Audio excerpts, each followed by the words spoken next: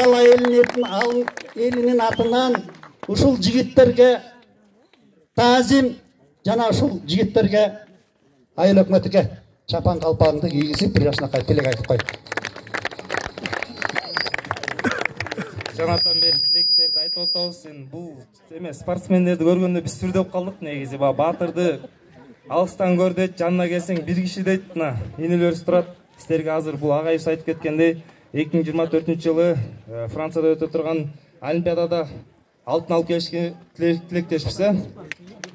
Анда кыргыздын салты бул багы куттуу жерден кур кетпейт дейт. Атайын кыргыздын салты менен башыңар ар дайым бийик болсун деп ак калпак кийип коелу.